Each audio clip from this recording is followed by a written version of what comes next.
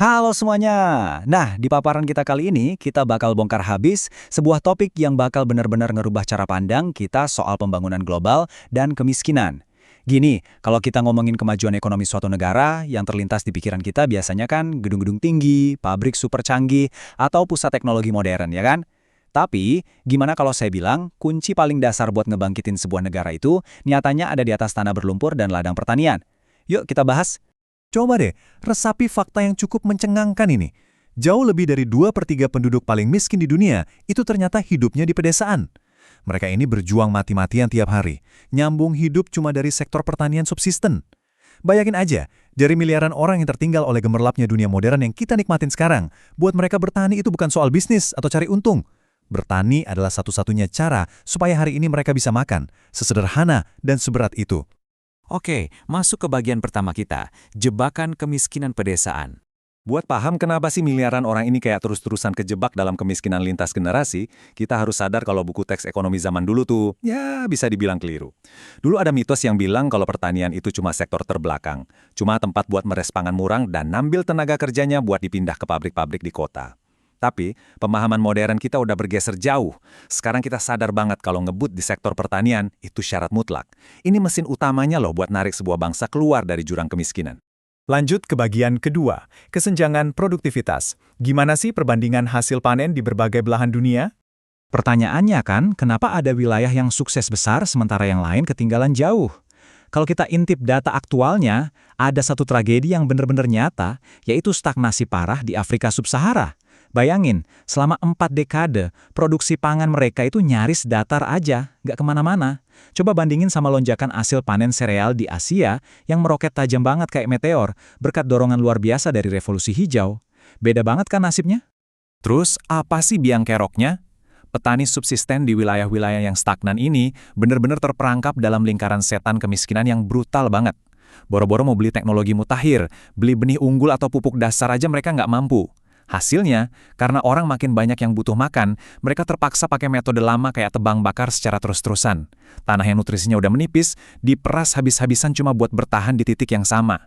Mereka ini bukannya nggak mau inovasi, tapi nyatanya mereka nggak punya ruang sama sekali buat ambil resiko finansial. Nah, kerentanan ini bawa kita ke bagian ketiga, anatomi sebuah bencana kelaparan. Situasi ekstrim ini ngebuka satu fakta gelap yang sering banget salah dipahami sama banyak orang soal krisis pangan global, kayak kekeringan parah tahun 2011 di Tanduk Afrika. Pertanyaannya emang kedengaran simpel ya. Pas kita ngelihat jutaan orang kelaparan parah, apa ini murni gara-gara gagal panen fisik karena kurang hujan, atau jangan-jangan ada sistem ekonomi fundamental lain yang lagi hancur berantakan? Ternyata, ada temuan yang ngerubah segalanya.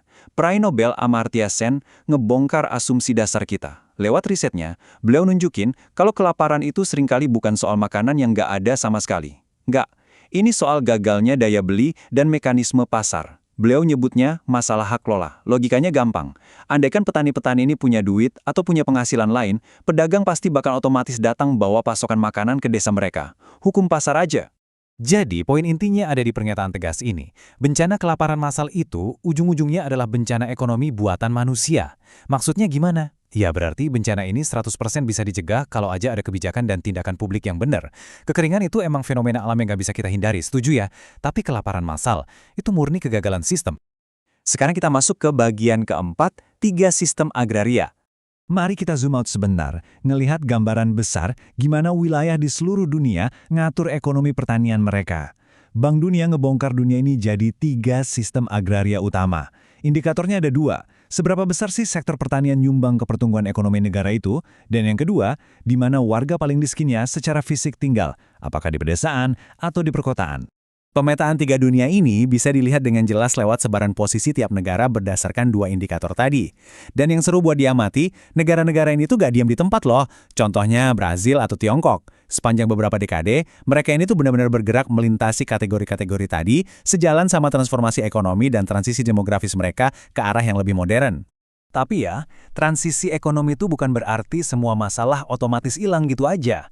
Di wilayah yang udah terurbanisasi kayak Amerika Latin, sektor pertanian mereka justru dihantui sama ketimpangan yang gila-gilaan. Kita bisa lihat kontras yang ekstrim antara latifundio, yaitu perkebunan raksasa peninggalan masa lalu, dengan minifundio, petak tanah super kecil milik petani biasa yang bahkan buat ngidupin satu keluarga secara layak aja nggak cukup.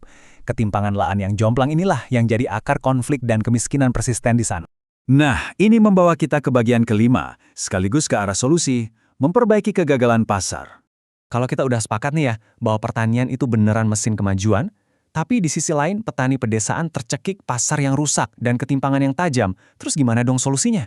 Jawabannya, kita nggak bisa cuma pasrah nunggu keajaiban pasar bebas. Harus ada campur tangan pemerintah yang pintar, strategis, dan tepat sasaran buat meratakan arena permainan. Pertumbuhan total secara ekonomi emang penting banget.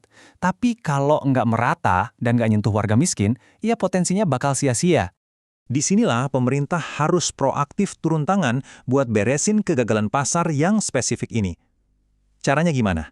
Ya kasih petani miskin kemudahan buat dapat pinjaman modal yang adil atau sediakan asuransi gagal panen. Ini bakal ngasih mereka semacam keberanian. Dengan adanya jaring pengaman itu, petani kecil akhirnya berani ambil resiko yang menguntungkan.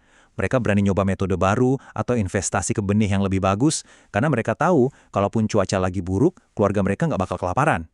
Ini ngubah permainan banget. Selain instrumen finansial, ada satu lagi solusi dari pemerintah yang terbukti ampuh banget di lapangan, yaitu program penyuluhan pertanian. Pendekatan kayak sekolah lapang petani ini secara harfiah bawa ahlinya langsung turun ke lumpur. Mereka ngajarin teknik budidaya modern dan distribusi alat serta ilmu langsung ke petani-petani yang selama ini terpinggirkan. Terutama kaum perempuan yang sering banget jadi tulang punggung produksi pangan lokal. Pengetahuan pada akhirnya adalah senjata buat pemberdayaan. Dan dari semua obrolan seru kita, ujung-ujungnya kita dihadapin sama satu tantangan raksasa. Ngeberesin jebakan ekonomi ini bukan cuma soal ngapus kemiskinan pedesaan hari ini aja loh. Coba renungin bentar. Dengan ancaman perubahan iklim yang makin nyata dan lonjakan populasi global yang luar biasa, gimana caranya kita bisa ngasih makan ke lebih dari 9 miliar manusia beberapa dekade ke depan?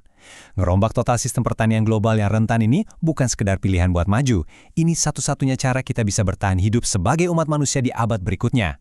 Pertanyaannya sekarang, seberapa cepat kita berani ngelakuin pergeseran paradigma ini?